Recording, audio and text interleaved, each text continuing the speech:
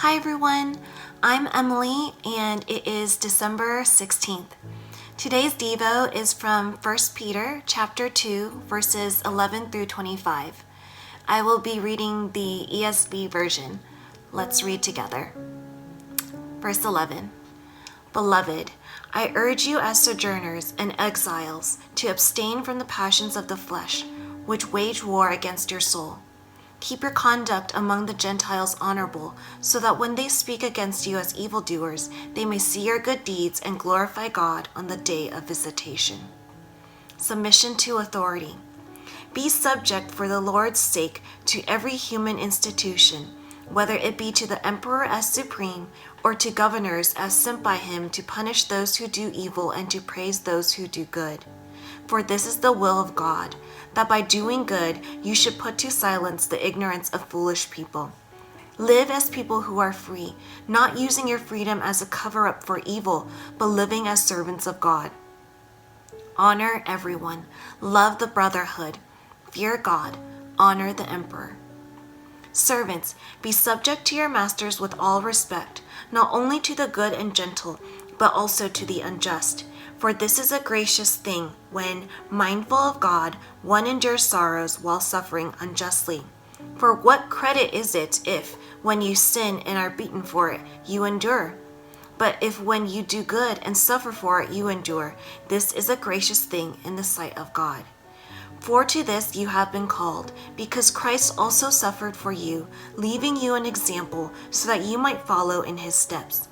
He committed no sin, neither was deceit found in his mouth. When he was reviled, he did not revile in return. When he suffered, he did not threaten, but continued entrusting himself to him who judges justly. He himself bore our sins in his body on the tree, that we might die to sin and live to righteousness. By his wounds you have been healed, for you were straying like sheep, but have now returned to the shepherd and overseer of your souls. Wow, there is a lot going on in this passage. There are many elements to discuss, and I think we could be here for a long time if we went over everything, but I tried to narrow it down to three major themes. The first theme is the importance of being a good testimony for Christ through our lives. We are representatives of God, and our lives should be glorifying and pointing others toward him. I want to share a quick story with you all. In high school, I had a good friend who shared something personal with me. She told me that she had been hesitant to share this information with me and had told a couple of our good friends already.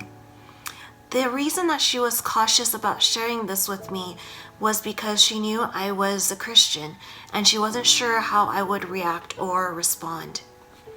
I was shocked. This was the first time that I was confronted with the fact that knowing I was Christian made someone feel like they couldn't share something with me. The perception and reputation of Christianity was so negative to someone to the point that they were unsure if they could trust me. My friend and I had a really great deep discussion, but this conversation has stuck with me ever since and has constantly reminded me how important vessels we are of Jesus in our faith. The second theme is about submission. When I hear the word submission, I'm like, hold up. Who am I submitting to? Why am I submitting to them? Are they qualified? Etc. The passage says, submit yourselves for the Lord's sake. It's for the Lord, not just any random person. Applying this passage to us today, I think the main intention is for us to be humble and respectful to those in authority. There are different situations described in the passage, but at the root of it, we need to examine our hearts. And at the even deeper root of it, we know we are submitting to God. The last theme is reminding us that Jesus submitted to God. And Peter is reminding us of the example of Christ. He lived his life in submission to both earthly and heavenly authorities. And the last verses remind us of his death in which he submitted to God. We were our own authority, going astray, but now we are under the love and protection of our shepherd and overseer.